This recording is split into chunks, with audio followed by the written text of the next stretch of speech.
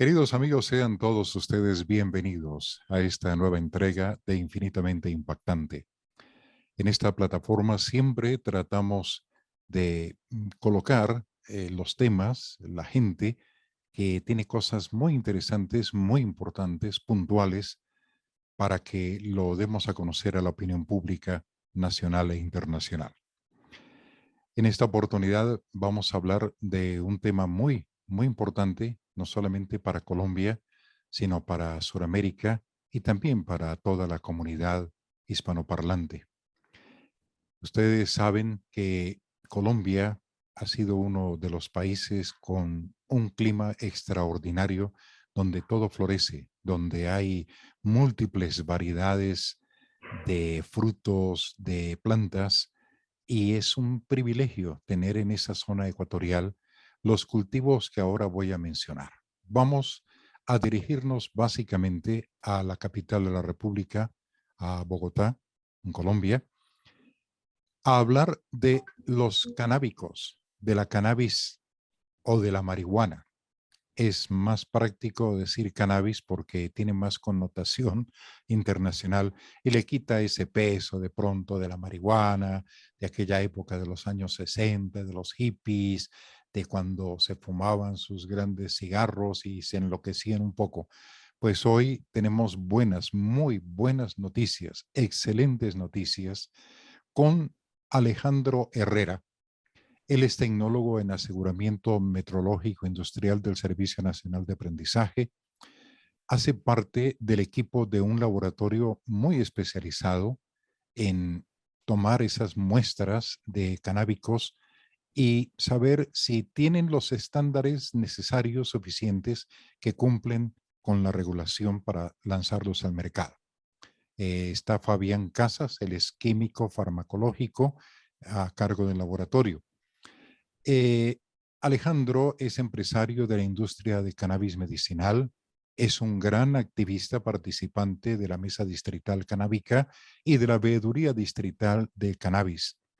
Ha participado en múltiples eventos educativos como Expo Bogotá Cannabis en su segunda versión, el Simposio de Cannabináceas, primera versión en la Universidad Pedagógica y Tecnológica de Colombia, en la Feria Expo Midwit en la ciudad de Medellín. Ha hecho cursos de extracción de la teoría práctica en la Universidad Nacional de Colombia, primer seminario de la agroindustria de cannabis medicinal e industrial de las regiones andina y la Orinoquia colombiana. Es una persona que conoce bastante, se ha puesto al día estudiando y queremos que nos cuente un poco cuál ha sido la trayectoria de él a través de este laboratorio, tomando esas muestras que le llegan de diferentes partes del país para que los químicos la lleven al laboratorio y digan, esta muestra cumple con los estándares específicos para producir un buen cannabis. Entonces, las buenas noticias comienzan con Alejandro Herrera. Bienvenido. Edgar, muchísimas gracias. Es un gusto estar aquí en este programa tan reconocido, en esta plataforma que lleva bastante información de valor a toda la gente. Y bueno, hoy hablando de cannabis medicinal desde Colombia.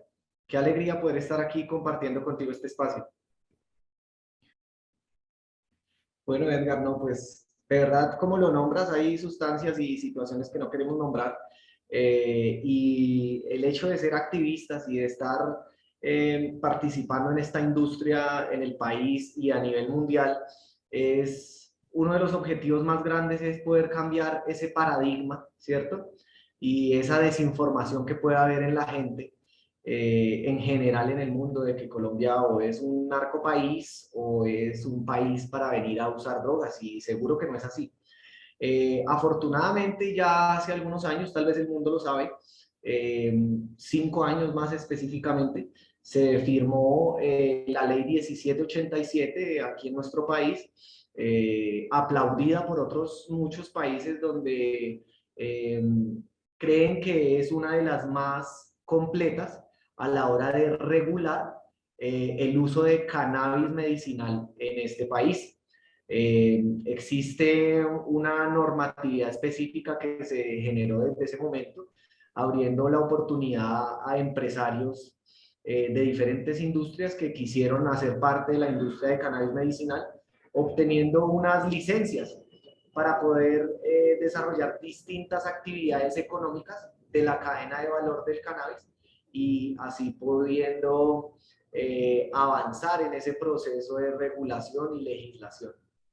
O sea que ya no hay ese temor de alguien que dice, mire, yo tengo tantas hectáreas de tierra, el clima es ideal, el estrato magnífico para hacer esa siembra de marihuana. Entiendo que son variedades específicas con valores de THC o de, bueno, de otro, ahora se me va.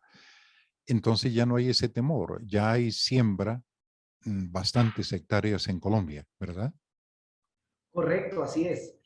Ahora que lo nombrabas, es dentro de esa regulación y esa ley está plasmado unas reglas específicas, ¿cierto? Que dicen, su cannabis depende de la licencia que usted tenga, ¿cierto? Va a tener unas especificaciones técnicas.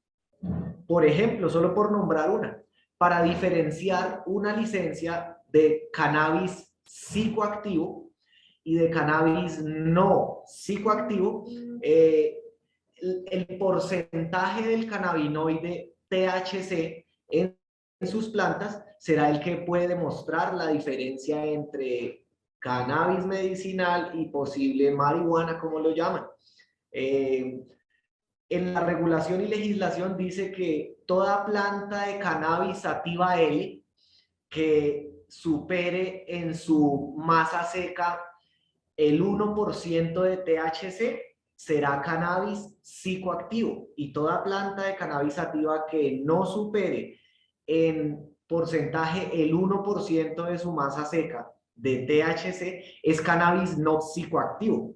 La planta de cannabis, pues de pronto para los que no saben, contiene muchos componentes, muchas moléculas de interés, tanto de uso cosmético como de uso medicinal, como por ejemplo el CBD. Es un cannabinoide que no es psicoactivo y que tiene unas aplicaciones espectaculares en el uso cosmético y en el uso medicinal, como por ejemplo, que es muy analgésico, ¿cierto? Que es antiinflamatorio y otro montón de beneficios que tiene, Edgar. Fabuloso. Me estaba yo acordando, perdóname un segundo, de una chica, Charlotte Figi, que fue la primera usuaria en recibir un permiso para ser tratada con este cannabis que tú estás hablando, el CBD, en Estados Unidos, en Colorado Springs. Eso fue por allá en el año de 2005 o 6. A esta chica, para que sepan, y me asombró muchísimo, le daban 300 convulsiones por semana hasta que los padres dijeron, por favor, ayúdenos con las regulaciones para que mi hija tenga ese CBD y le disminuyan. Y efectivamente ella fue noticia y fue la gran gestora para que se abriera un poco las puertas de acero en Estados Unidos al consumo del cannabis médico, medicinal. Así es, Edgar, la historia de Charlotte es reconocida internacionalmente. Desafortunadamente ella, aunque pudo mejorar mucho su estilo de vida, ¿cierto? El año pasado falleció, Oh, por favor, no eh, sabía. pero realmente es Me un ayudó legado mucho. de vida, ella y sus padres, haber luchado contra esos estigmas sociales y saber y entender que lo más importante era la salud de su hija y no una ley que les prohibiera cultivar y suministrarle este medicamento a ella. A ver, Lo nombro medicamento porque es medicina natural. Pero mira, un poco complementando esa historia de Charlotte, ella pasó por llegar a tener como 300 convulsiones diarias y a usar hasta 25 o 30 medicamentos en el día de síntesis química. Eso fue lo que hizo que su diagnóstico se convirtiera en epilepsia refractaria. Quiere decir exacto. que ninguno de esos medicamentos químicos que le suministraban generaban un beneficio, sino un daño mayor a su cuerpo. Después de su mamá, digamos que ir en contra de las leyes, hacer su tarea de autocultivo y transformar esas flores en un extracto para darle a ella.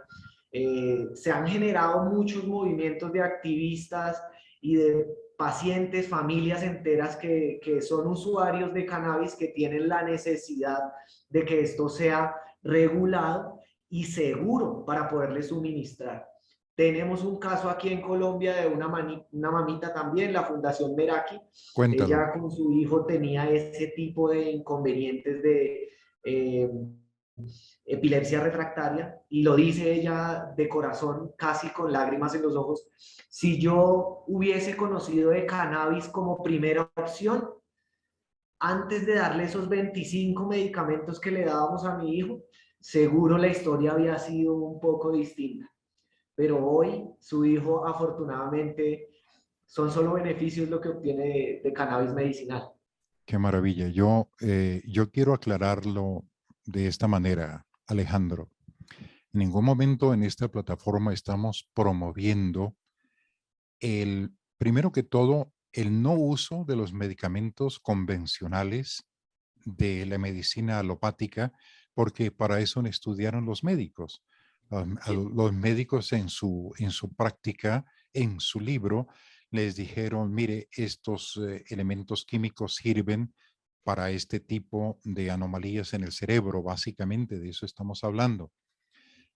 Se les acabó el libro y vinieron los naturistas y dijeron, tenemos plantas y tenemos cosas fabulosas que tal vez en la medicina convencional no han entrado en la práctica de su cátedra.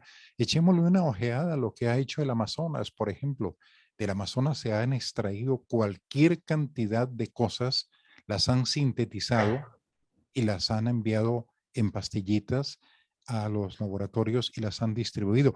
Nos complace mucho el éxito de los médicos, nos complace mucho el éxito de los laboratorios que han hecho bastante por la humanidad. No es nuestro caso decir que le han hecho daño tales pastillas o tal medicamento y que no lo consuman, que consuman más bien CBD. No, por favor. Esto lo vamos a tratar con mucho respeto, primero que todo, por los médicos, por los años que llevan estudiando, las universidades, los catedráticos, esta medicina que ha hecho tantas cosas por la humanidad. Pero ahora, como el libro ya llegó a un punto final, no hay que agregarle más páginas al libro del médico. Vamos a abrir las nuevas páginas de este nuevo tiempo, de esta circunstancia en que nos estamos enfrentando a medicamentos naturistas que antes era un mito y algo muy prohibido. Entonces vemos que el cannabis está surtiendo efectos maravillosos y que debido a esas regulaciones, están regulaciones de índole político, social, económico, un montón de cuestionamientos. ¿Qué tal si decimos que sí, que todo el mundo tome esta marihuana? Lo ideal es que haya una regulación, como lo está haciendo el laboratorio donde está Alejandro Herrera y el doctor Fabián Casas, ¿no? Y todo el personal que compone este laboratorio, para que los productores lleguen allí con su frasquito y digan, mire, por favor, necesitamos un análisis para que ustedes nos digan qué tipo de licencia pueden darnos para esto, que no sea el THC, aquel que hace cosas en el cerebro, sino el CBD, más cargado al CBD. Entonces, sí nos interesa que el uso del cannabis ya no esté rodeado de controversias sociales, económicas, políticas y religiosas que complican su uso, ¿verdad, Alejandro? Así es, Edgar. Creo que has tocado un punto muy importante, y es el de los médicos. Seguro que ellos, dentro de este proceso que se está llevando a cabo, como tenemos pacientes, como tenemos Asombro, usuarios, asombro de los como médicos. tenemos abogados y demás profesionales en la industria, los médicos son una ficha importantísima en este proceso, Ellos y lo saben. así lo tuvieron en cuenta en la regulación. Fueron llamados algunos grupos médicos y demás que, aunque no hubieran muchos estudios en ese momento, y si bien los Estados Unidos nos lleva un buen camino adelante de esto y han podido ser una guía para los siguientes países que están regulando el proceso. Los médicos en Colombia son una ficha impecable para poder ser ellos quienes van a formular estas fórmulas magistrales, como lo llama la regulación, a los pacientes. Son Permite, quienes tendrán la responsabilidad de llevar esa historia clínica y seguir a sus pacientes con las diferentes patologías que se podrán tratar con cannabis. nosotros quisiéramos que esto que acabas de decir se replique no solamente a Colombia, sino a Panamá, México, Ecuador, Bolivia, Chile, Perú, Argentina, todos los países, Europa, todos los que tienen esa irregularidad actualmente, que no han sabido cómo sacar a la luz esto. Y lo que tú dices, los médicos son importantísimos, que se reúna la comunidad médica y diga, oye, están hablando del cannabis, ¿qué es eso? Déjenos ver los químicos que tiene, para qué ha servido, y que los médicos con un estudio serio ya han llegado a la conclusión de que el CBD es una maravilla, que ayuda, que si es cierto, no cura, porque ningún medicamento cura, el cannabis no cura, es un excelente paliativo por ejemplo, para la gente que tiene problemas de depresión, reumatismo, artritis, epilepsia, Parkinson, etcétera, ¿verdad? Exacto.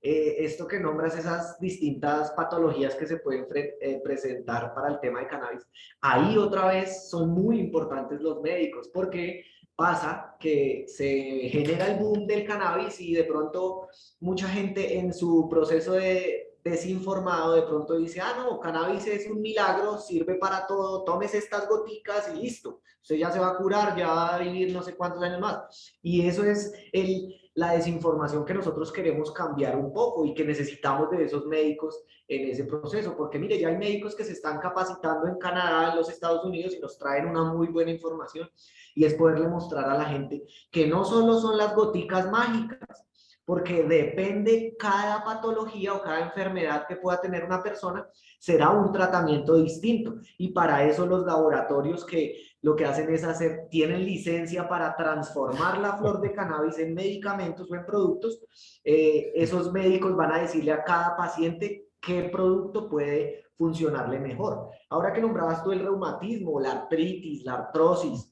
¿cierto? Que tenemos personas de edad que tienen ese tipo de problemas, a ellos tal vez la vía de administración mejor o más adecuada no son las gotas, sino un producto de uso tópico que puedan La usar crema. directamente en sus articulaciones, en sus rodillas, en sus bracitos, en sus manos, donde más les duele. Me estaba Pero si queremos acordando, hablar de un paciente, por ejemplo, de Parkinson, ahí sí es un paciente al que le podemos suministrar. Hoy por hoy no está médicamente muy aceptada la vaporización, pero sí tal vez unas gotas, ¿cierto? Porque es un efecto más inmediato en el torrente sanguíneo, ¿cierto? Y en el sistema nervioso, que es Alejandro, donde está atacando el Parkinson. algo que puede que para muchas personas no recuerden, por allá en los años 60, cuando estaban los hippies y cuando los muchachos llevaban su gran rollo de marihuana para fumar, los abuelitos miraban desconsolados fuera y de pronto esculcaban en los bolsillos del nieto o del hijo, oye, este tiene marihuana aquí, esto está muy mal que este muchacho fume marihuana, pero yo sí necesito esta marihuana con alcohol, le voy a robar un poquito y el alcohol lo frotaban en las rodillas los señores mayores de esa época. Yo soy mayor, pero no alcancé a frotarme en las rodillas esa marihuana. Entonces ayudaba mucho, era como un paliativo. Decían, oiga, qué bueno frotar la marihuana con alcohol en las rodillas. Entonces hoy ya se sabe que ha servido mucho para lo que acabas de decir, para los dolores artríticos y musculares en goticas. Correcto, así es. Esa es una forma ancestral del uso del cannabis. Ancestral digo porque nomás a América hace más de 100 años llegó, según los historiadores, el cannabis y las semillas de cannabis, pero realmente esa extracción que se hace de los cannabinoides de la flor en el etanol o en el alcohol Es la forma más conocida ancestralmente para utilizar no solo el cannabis, sino distintas plantas medicinales que tienen esos usos Lo, lo analgésicos que se mismos. llama microdosis de pronto. Esa es una forma de microdosis, pero lo que te nombraba, la forma de uso, en este caso es de uso tópico.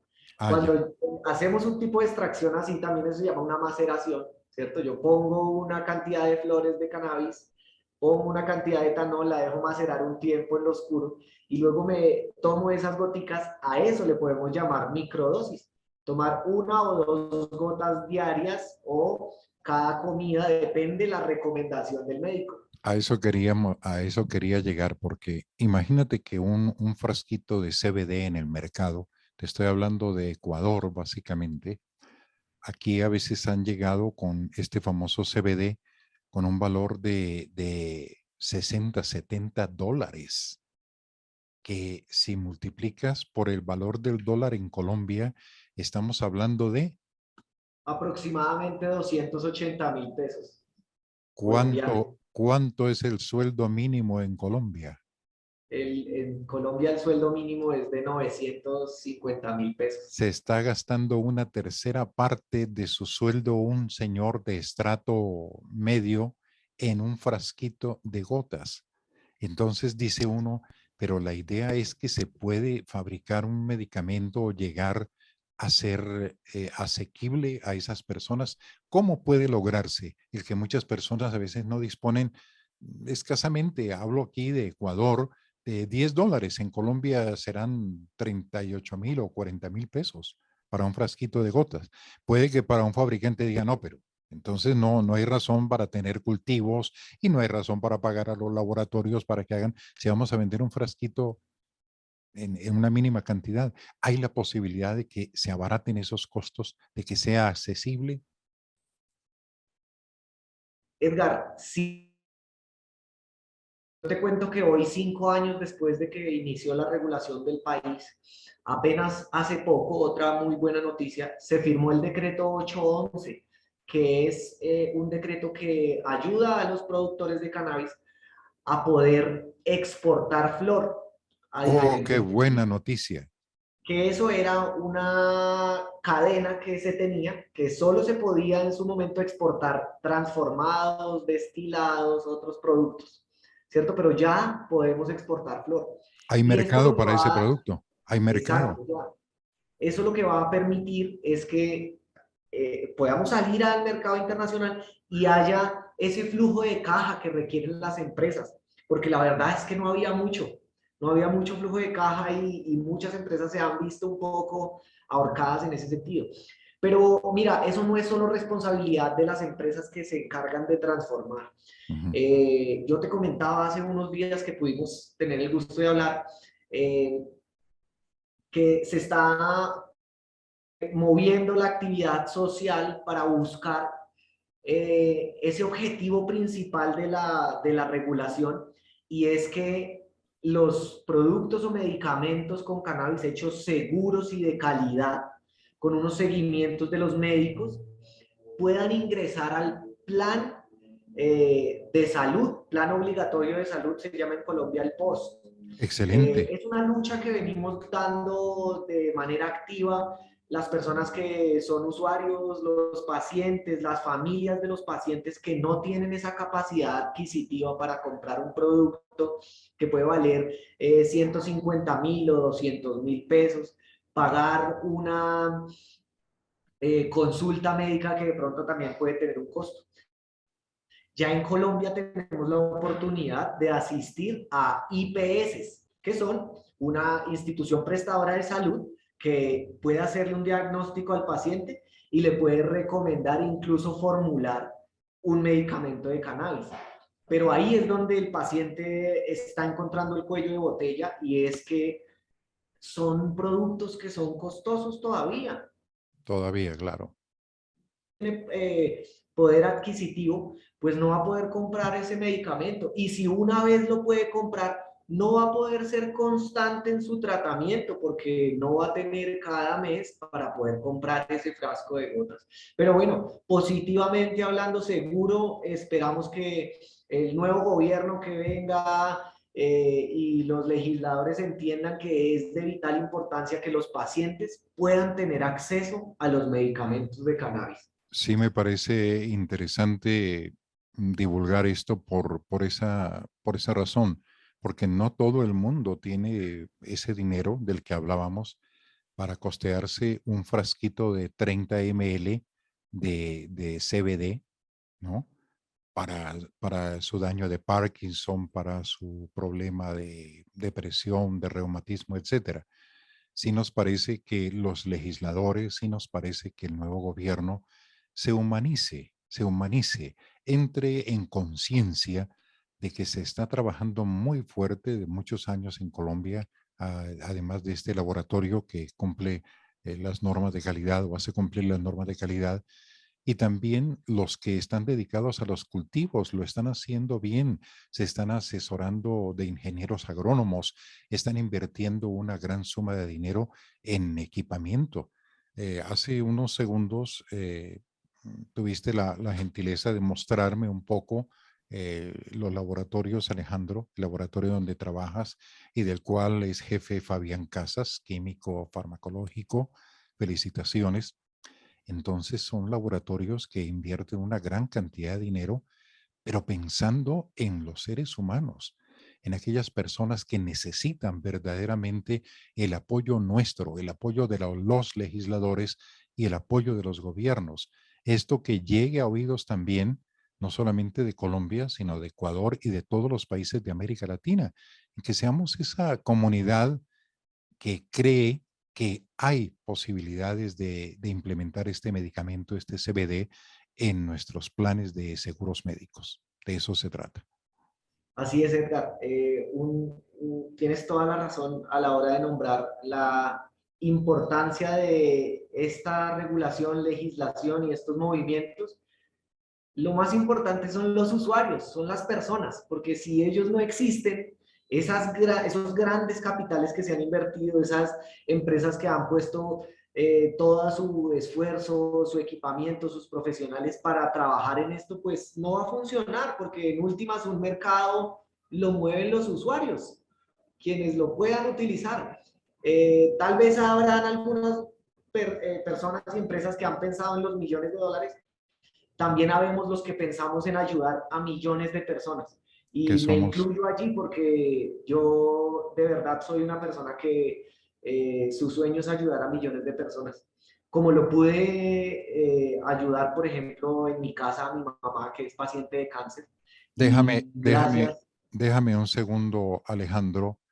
Vamos a decirle a la gente que por hoy esta es una primera parte que queremos concluir, pero ya viene la segunda parte porque será Alejandro el que nos cuente de primera mano cuál fue su experiencia con su señora madre con el CBD. Entonces, mis amigos, por ahora, muchas gracias y les espero a la segunda entrega de este gran programa hablando sobre los cannabinoides en Colombia y en América Latina y el mundo. Será hasta una próxima oportunidad.